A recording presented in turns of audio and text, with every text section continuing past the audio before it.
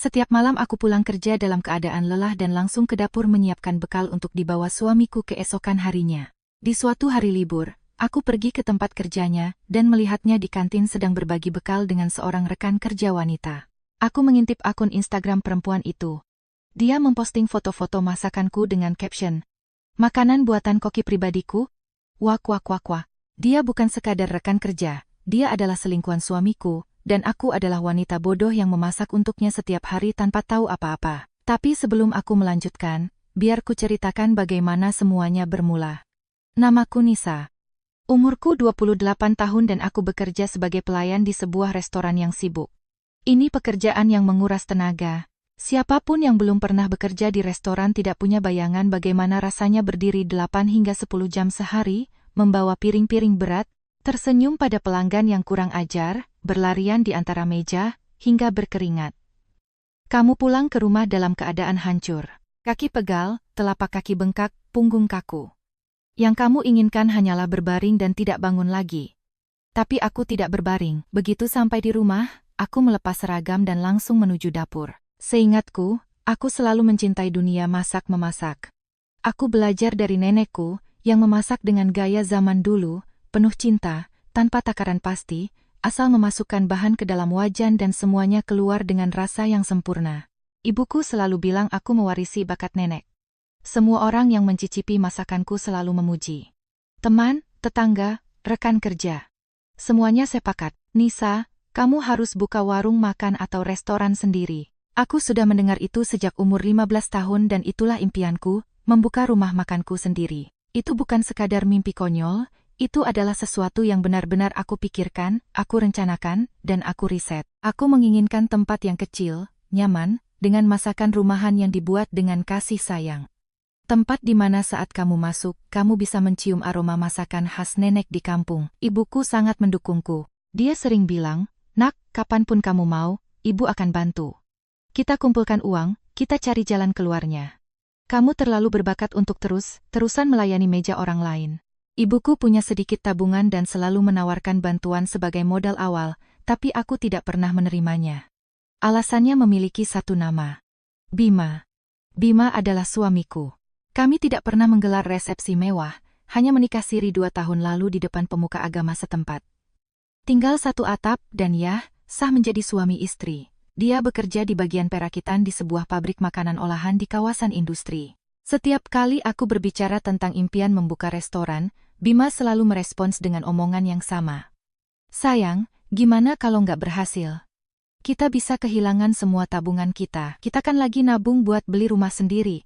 Lupa, ya?" Dan aku menelan kata-kata itu setiap saat, karena Bima bicaranya sangat meyakinkan sampai-sampai aku merasa dia benar, bahwa aku terlalu pemimpi dan tidak realistis. Perlahan-lahan, dia meruntuhkan kepercayaanku.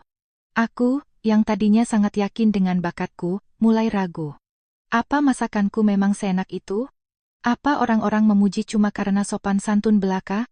Apa aku benar-benar bisa mempertahankan sebuah bisnis tempat makan?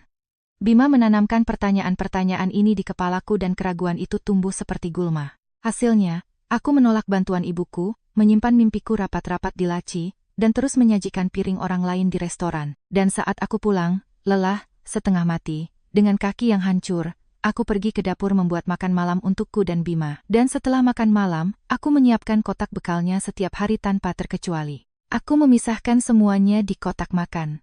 Nasi di satu kotak, lauk di kotak lain, sayur di kotak lain, saus atau sambal terpisah, semuanya tertata rapi.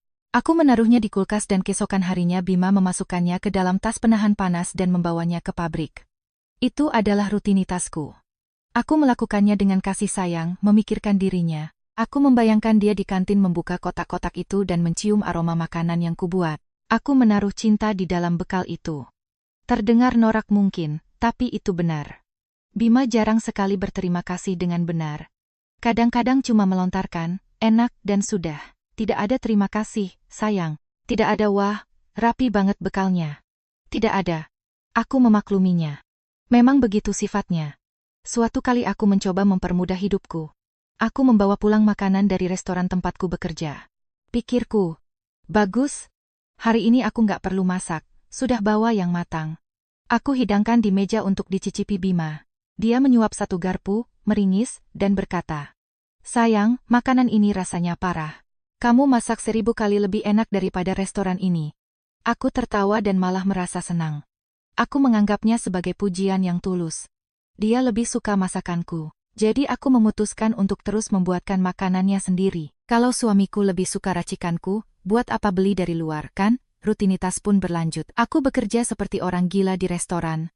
Pulang ke rumah, memasak, menyiapkan bekalnya, lalu jatuh tertidur seperti orang mati di kasur. Sampai suatu hari, Bima pulang dengan wajah bersemangat dan mengumumkan bahwa pabrik sedang sibuk-sibuknya. Katanya mereka butuh tambahan produksi dan dia akan lembur 2 jam setiap hari. Pikirku, bagus, ada uang tambahan masuk.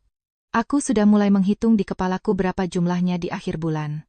Aku bahkan berpikir untuk menyinggung lagi soal restoran dengan uang lemburan itu. Di saat yang sama saat jadwal lemburnya dimulai, Bima datang dengan kabar lain. Dia bilang makanannya kurang, dia kelaparan di pabrik karena porsinya terlalu sedikit. Aku merasa bersalah. Suamiku kelaparan gara-gara aku. Aku pergi ke toko perabotan dan membeli kotak Tupperware yang lebih besar. Aku mulai mengirim jauh lebih banyak makanan, porsi nasi ditambah, lauk daging dikali 2, porsi ekstra untuk semuanya. Dan disinilah bagian anehnya dimulai. Bima mulai meminta masakan yang berbeda-beda. Masakan yang belum pernah dia minta seumur hidupnya. Ayam cah sayuran, Bima benci sayuran. Telur dadar Fuyung Hai. Bima tidak suka telur dadar. Aku merasa aneh, tapi tetap membuatnya.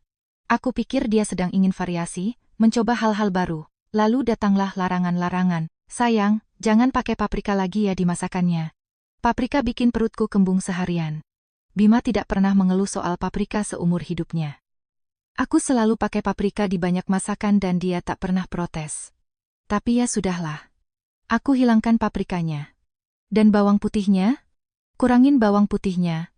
Mulutku jadi bau dan bikin malu di pabrik. Bima sangat suka bawang putih. Kalau aku buat nasi goreng dengan banyak bawang putih cincang, dia nambah terus. Dan sekarang, tiba-tiba dia sok peduli soal bau mulut. Aneh, tapi baiklah. Aku kurangi bawang putihnya. Di suatu hari, Bima pulang membawa kantong belanjaan dari swalayan. Dia bilang dia membeli bahan-bahan agar aku bisa membuat ayam jamur saus krim. Aku malah merasa senang. Aku pikir dia mulai lebih perhatian, ingin berpartisipasi.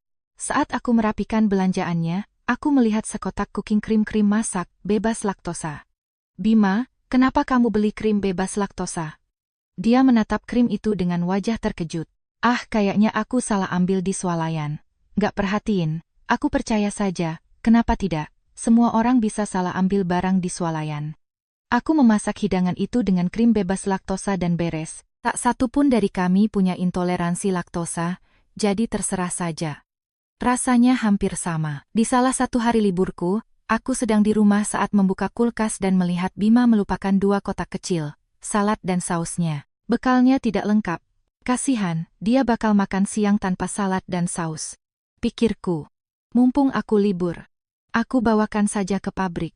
Siapa tahu kita bisa makan siang bareng hari ini. Itu akan jadi kejutan yang menyenangkan. Aku bersiap-siap, berdandan sedikit, mengambil kotak-kotak itu, dan pergi ke pabrik. Aku tiba di pos satpam dan menjelaskan bahwa aku adalah istri seorang karyawan yang bekalnya tertinggal. Satpamnya ramah, dia menelepon ke dalam dan mengizinkanku masuk. Katanya ini jam istirahat makan siang dan Bima kemungkinan besar ada di kantin. Aku berjalan menyusuri lorong menuju kantin. Itu adalah ruangan yang besar, penuh dengan meja-meja panjang, suara denting sendok garpu, obrolan, aroma makanan, banyak orang makan siang di waktu yang bersamaan. Aku berdiri di ambang pintu mencari Bima dengan mataku, dan aku menemukannya.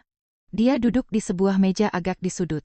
Di sebelahnya, seorang wanita cantik, berambut gelap, dengan senyum lebar. Di atas meja, kotak-kotak bekal masakanku tersebar, semuanya terbuka dan ada 2 piring.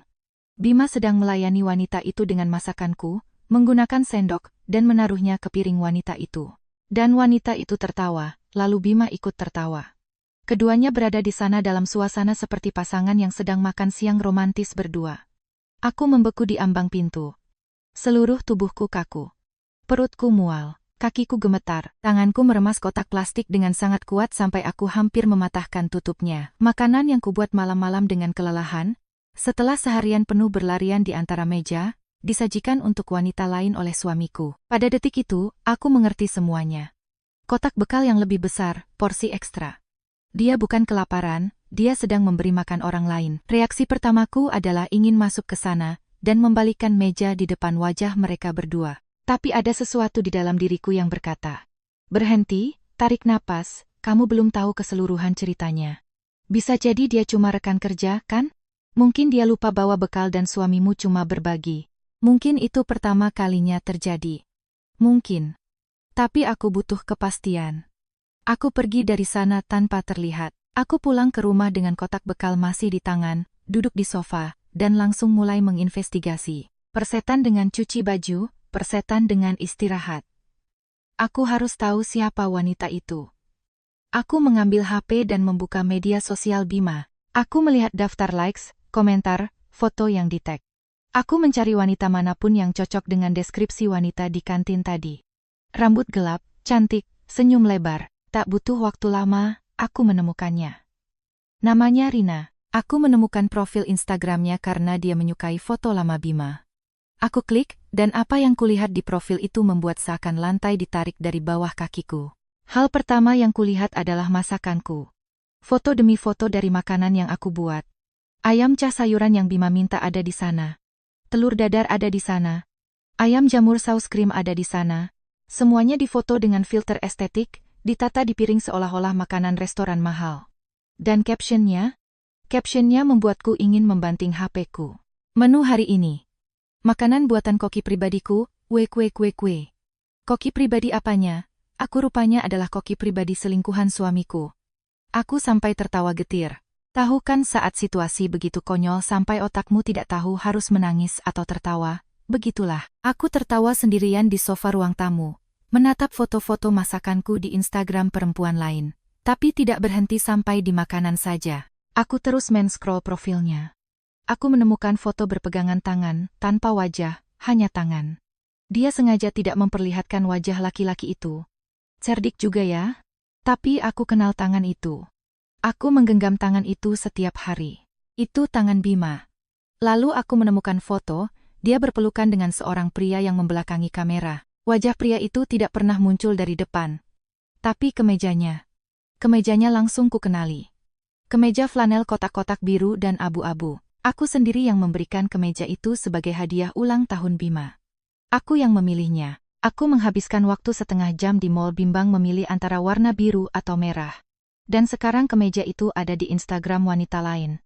Dia bukan cuma rekan kerja yang lupa bawa bekal. Dia adalah selingkuhannya yang rakus. Seluruh tubuhku gemetar, tapi aku tidak menangis. Tidak pada saat itu. Aku punya misi.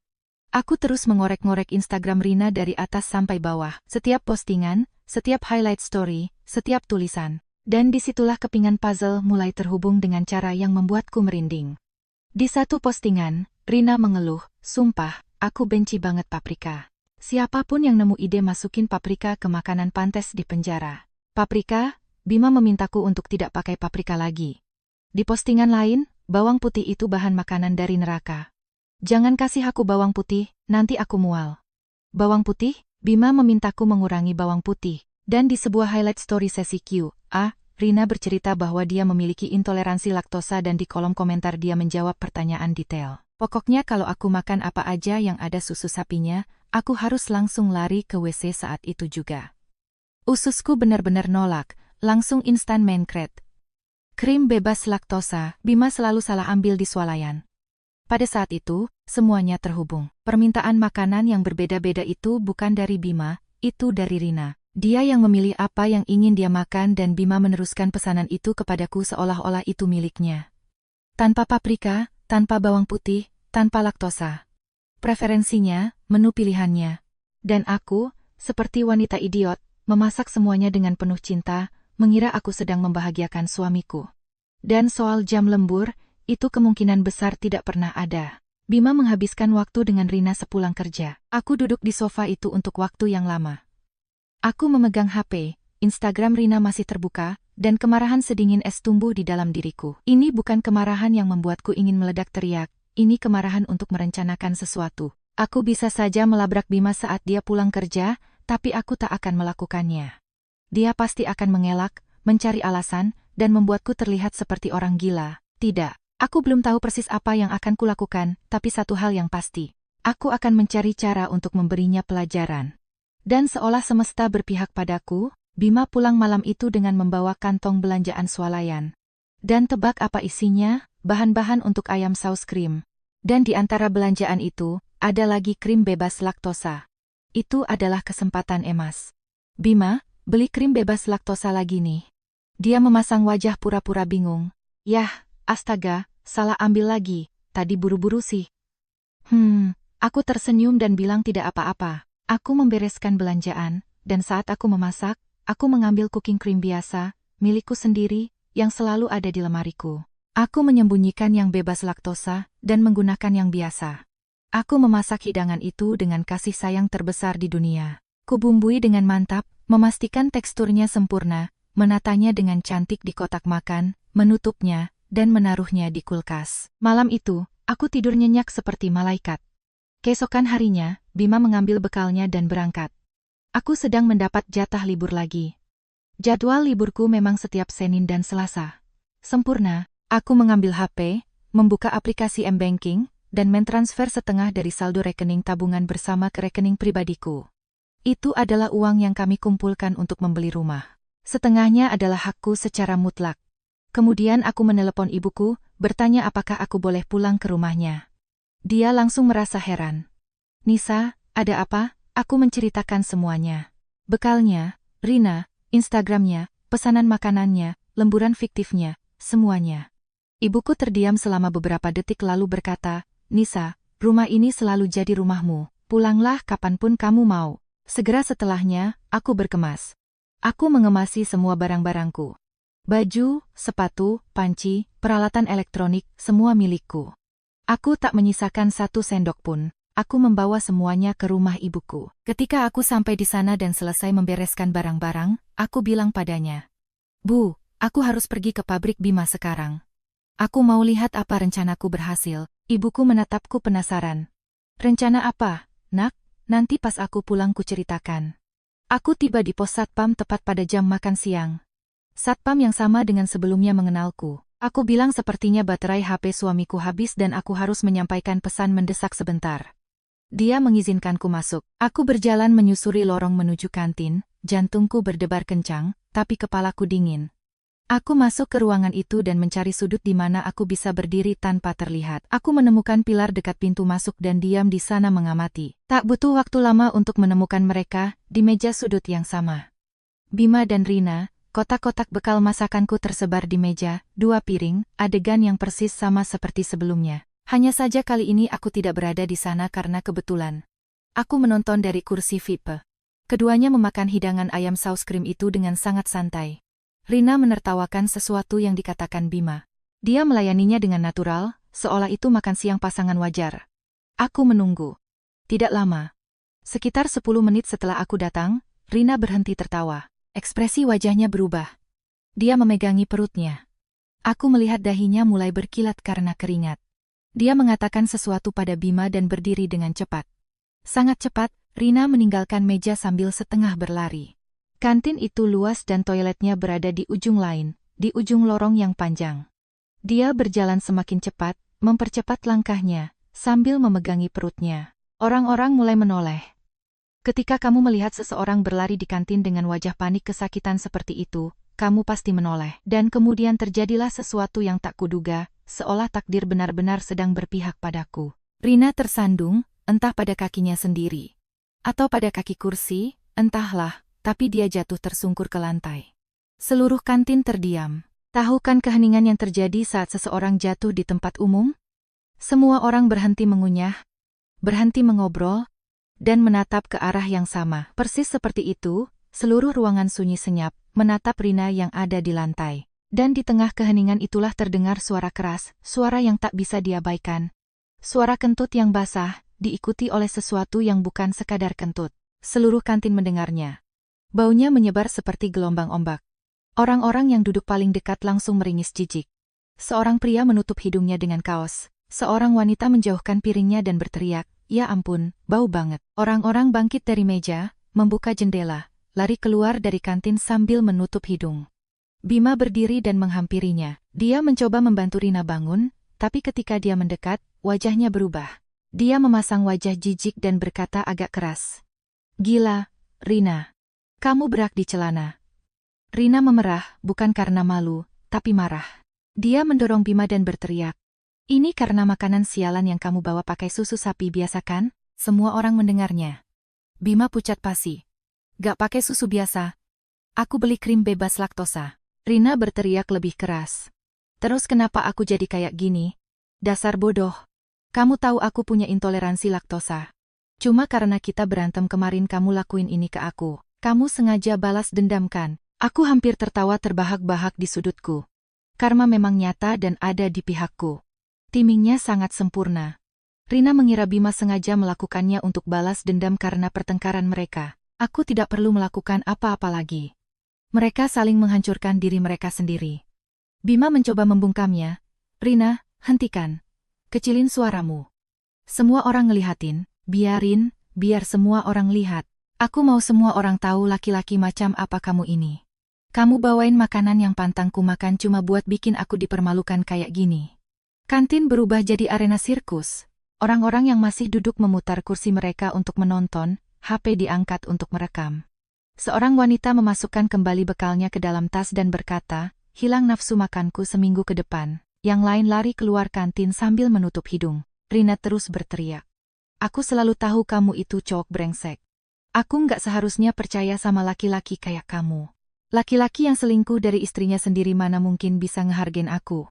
Aku bakal laporin kamu ke HRD. Biar mereka tahu semuanya. Semuanya? Bima mencoba memotong pembicaraan. Rina, demi Tuhan, diam. Diam? Ini percobaan penganiayaan. Kamu ngeracunin aku. Seseorang di bagian belakang kantin berteriak. Woi, baunya nggak bakal hilang ini. Kantinnya harus disegel. Yang lain menimpali, bubar makan siang di sini, tutup aja. Para karyawan tak tahu harus tertawa atau muntah. Seorang petugas cleaning service muncul di pintu, melihat jejak kotoran di lantai, menatap Rina, menatap lantai lagi, lalu berkata dengan suara nyaring. Wah, ogah, saya nggak mau bersihin yang begituan. Siapa yang berak, dia yang bersihin. Aku diam di sana beberapa menit lagi menonton dari sudutku. Rina berteriak. Bima mencoba membela diri, karyawan merekam, tertawa, dan kabur menghindari bau. Ketika aku merasa sudah cukup melihat, aku berbalik dan pulang. Sambil tertawa, benar-benar tertawa lepas. Aku tiba di rumah ibuku, tertawa begitu keras sampai susah membuka pintu. Ibuku berlari menghampiri, mengira terjadi sesuatu yang buruk. Melihatku tertawa, dia kebingungan. Nisa, ada apa? Kamu nggak apa-apa? Aku duduk di kursi dapur, mencoba mengatur napas di sela-sela tawaku, dan menceritakan semuanya. Soal krim, ayam saus krim, kantin, Rina di lantai, suaranya, baunya, Bima dengan wajah jijik, karyawan yang membuka jendela, sampai cleaning service yang menolak membersihkan. Aku ceritakan tiap detailnya. Ibuku mulai ikut tertawa bersamaku. Tawa khas seorang ibu yang berusaha menahan diri tapi gagal. Ya Tuhan, Nisa, kamu gak sungguhan ngelakuin itu kan? Lakuin dong, Bu. Aku lakuin. Ibuku mengusap air mata karena terlalu banyak tertawa dan berkata. Yah, mulai sekarang, Rina cuma berani makan masakannya sendiri yang dia buat. Kami duduk di sana tertawa untuk waktu yang lama. Ibu dan anak di dapur, minum teh hangat, menangis karena tertawa. Sudah lama aku tidak tertawa seperti itu, tertawa ringan, seperti orang yang baru saja melepaskan beban berat di pundaknya. Sampai pukul 6:30 malam HP-ku berbunyi. Itu Bima. Aku menatap ibuku, menunjukkan layarnya, dan ibu memberi isyarat tangan seolah berkata, angkat, angkat. Aku mengangkatnya dan menyalakan loudspeaker. Nisa, kamu di mana? Rumah kita kerampokan. Mereka bawa semuanya, panci, perabotan elektronik, baju-baju kamu. Semuanya kosong. Ibuku menutup mulut menahan tawa. Aku menarik napas panjang dan berkata dengan suara setenang mungkin di dunia. Gak ada perampokan, Bima. Aku memang udah pindah. Hening di seberang sana. Keheningan yang begitu panjang sampai aku bisa mendengar napasnya. Maksudnya kamu pindah? Kenapa? Kamu di mana? Kita harus ngomong. Gak bisa begini, Nisa. Kamu gak bisa seenaknya pergi gitu aja dari hubungan kita tanpa bilang apa-apa. 2 tahun bareng dan kamu tiba-tiba ngilang. Aku hampir tersedak. Ibuku membelalakan mata dan menggelengkan kepala, isyarat betapa tak tahu malunya pria ini. Aku menghela napas dan menjawab. Lucu kamu bilang gitu, Bima. Karena kamu juga keluar dari hubungan kita tanpa bilang apa-apa dan mulai pacaran sama Rina. Jadi sekarang kita impas. Hening lagi. Ngomong-ngomong soal Rina, gimana kabarnya? Perutnya udah mendingan? Keheningan itu berubah. Bukan lagi diam karena bingung, tapi diamnya orang yang baru saja menyadari segalanya. Aku nyaris bisa mendengar roda gigi di otaknya berputar. Makanan, krim, ayam sausnya. Nisa, kamu yang ngelakuinnya? Iya, aku. Apa? Nisa, kamu pakai susu biasa buat makanannya. Aku pakai susu yang biasa kita pakai di rumah. Kamu bilang kamu salah ambil, ingat, aku cuma benerin kesalahanmu.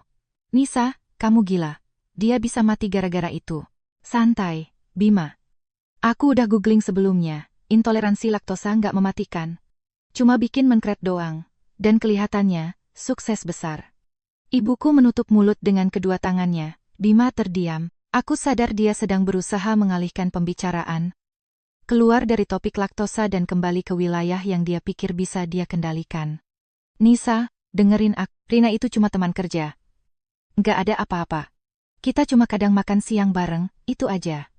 Kamu mengada-ada hal yang nggak ada Bima. Aku udah tahu semuanya. Aku tahu kamu bawain dia makanan tiap hari. Aku tahu dia yang milih menunya dan kamu nyuruh aku masak masakan yang dia mau. Aku tahu dia nggak suka paprika, nggak suka bawang putih, dan punya intoleransi laktosa.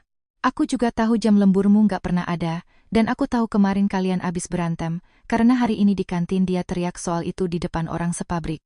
Asal kamu tahu, aku ada di sana tadi, nonton semuanya. Hening, keheningan yang sangat berat dari ujung telepon. Nisa, tolong. Aku salah. Aku tahu aku salah, ini kebodohan terbesarku. Sama Rina cuma iseng kilat, gak ada artinya. Semua orang bisa khilaf, Nisa. Banyak pasangan ngelewatin ini dan mereka bisa bertahan. Kita juga bisa. Bertahan, Bima? Kamu jadiin istrimu babu masak buat selingkuhanmu. Aku pulang kerja capek setengah mati dan masak buat kamu, mikir itu buat kamu. Nyatanya buat perempuan yang jadi selingkuhanmu. Serius kamu bener-bener mau aku bertahan nerima itu semua? Terus aku harus hidup gimana? Kamu bawa semua barang di rumah, Nisa. Gak nyisain apa-apa. Aku pulang dan gak ada panci. Gak ada kompor. Gak ada apa-apa. Dan kamu ngambil setengah tabungan kita.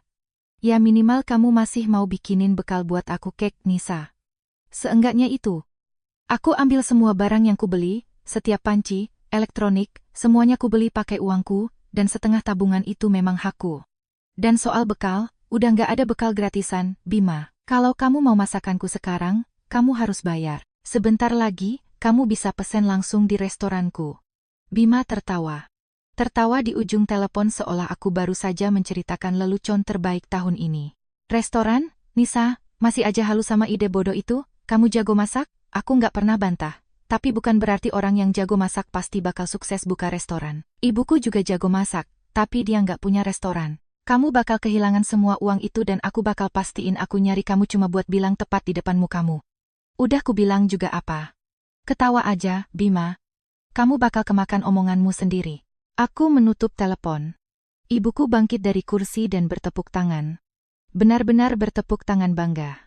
Malam itu juga, ibuku menyeduh kopi, duduk di depanku di meja dapur, dan berkata, "Nah, nak, jadi, ayo kita bahas soal restoran." Aku tersenyum. Akhirnya, setelah bertahun-tahun, aku membicarakan mimpiku tanpa takut dihakimi. Tanpa ada orang di seberang sana yang nyinyir. Gimana kalau gagal, ibuku akan masuk sebagai rekan bisnisku. Kami begadang sampai subuh di meja itu untuk merencanakan segalanya. Menu, supplier bahan, lokasi ruko, dekorasi. Aku ingin tempat yang kecil, nyaman, dengan masakan rumahan asli. Ibuku ingin tempat yang mencerminkan suasana keluarga kami. Kami sepakat dalam segala hal. Nak, ibu selalu tahu kamu bakal wujudin ini. Ibu cuma nunggu kamu percaya sama dirimu sendiri. Aku menangis, bukan karena sedih, tapi karena bahagia. 2 bulan kemudian, kami menemukan ruko yang disewakan di pusat kota. Tempatnya kecil, tapi sangat pas. Kebanyakan pelanggan kemungkinan akan pesan lewat aplikasi ojek online atau dibungkus, take away, jadi tak perlu ruangan makan luas dengan banyak meja. Aku hanya butuh dapur yang bagus dan makanan yang membuat orang ingin pesan lagi keesokan harinya. Aku berhenti dari pekerjaanku sebagai pelayan. Setelah bertahun-tahun menyajikan piring untuk orang lain, Kini aku akan menyajikan piringku sendiri. Aku dan ibuku merenovasi tempat itu bersama, mengecat dinding, memasang etalase kaca, menata dapur. Setiap detail adalah cerminan diri kami. Bulan berikutnya, kami resmi buka. Aku tak akan bohong. Hari-hari pertama rasanya bikin jantungan. Sepi pembeli. Rasa cemas, dan suara kecil di kepalaku mengulang kata-kata Bima. Jago masak dan punya restoran itu hal yang beda. Tapi kemudian pelanggan mulai memesan, lalu memesan lagi, dan merekomendasikannya ke orang lain. Makanannya yang berbicara. Makanan sungguhan, dibuat dengan cinta, kaya bumbu, dengan rasa masakan rumahan yang tak bisa ditiru oleh restoran manapun. Orang-orang mengirim pesan review. Rasanya persis kayak masakan nenek saya. Promosi dari mulut ke mulut bekerja. Dalam 2 bulan, driver ojol sudah antre di depan pintu untuk mengambil pesanan. Di bulan ketiga, aku harus merekrut 2 karyawan tambahan karena aku dan ibuku sudah kewalahan. Ibuku berjaga di kasir, dengan sangat bangga tersenyum membaca setiap pesan pelanggan yang memuji masakan putrinya. Dan tebak apa menu yang paling laris? Kalau tebakanmu ayam jamur saus krim, tebakanmu tepat. Siapa sangka hidangan yang bikin Rina berak di tengah kantin malah jadi menu andalan restoranku? Hidup ini lucu ya. Suatu hari, saat iseng mengecek Instagram, aku tak sengaja nyasar ke profil Rina. Cuma penasaran, tahu kan? Dan aku menemukan info bahwa dia sudah resign dari pabrik kurang dari seminggu setelah hari kejadian itu. Dan aku paham sih. Bayangkan harus tiap hari bertatap muka dengan rekan kerja yang sama yang melihatmu berak di celana di kantin. Tempat di mana semua orang makan itu, pasti berubah jadi tempat yang menghujaninya dengan tatapan jijik tiap kali dia lewat pintunya. Tapi kemudian, di suatu hari, saat mengecek daftar pesanan delivery online, aku melihat nama yang sangat kukenal di struk pesanan. Alamat pengirimannya adalah pabrik makanan olahan, dan nama pemesannya adalah Bima Setiawan. Aku terkekeh di dapur.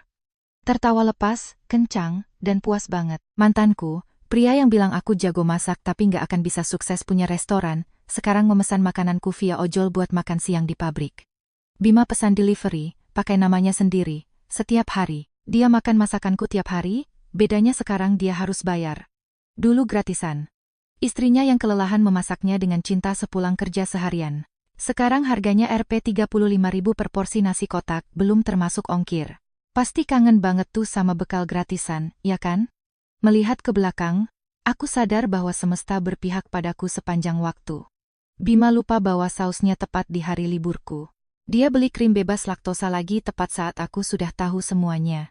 Rina tersandung tepat di saat yang paling krusial. Bahkan pertengkaran mereka berdua sehari sebelumnya seolah jatuh begitu saja pangkuanku, karena itu bikin Rina berpikir Bima sengaja meracuninya. Aku merencanakan balas dendam, tapi semesta menyempurnakan detail-detailnya. Dan kalau kamu yang lagi baca ini sedang sibuk nyiapin bekal dengan cinta buat pasanganmu, lalu tiba-tiba dapat request makanan yang aneh-aneh atau minta porsi dilebihin, hati-hati. Jangan-jangan masakanmu lagi dikasih ke Rina yang lain. Dan kalau itu benar terjadi, ya, berdoalah semoga dia punya intoleransi laktosa. Kalau kamu bertahan baca sampai akhir, tulis kata bekal di kolom komentar. Aku senang banget tahu siapa aja yang ngikutin cerita ini sampai tamat, dan terima kasih banyak udah menemaniku. Sungguh, setiap orang yang nonton, baca, komentar, dan ngirim pesan bilang kalau cerita ini relatable, bikin aku sangat bahagia. Kalau kamu suka, jangan lupa like ya.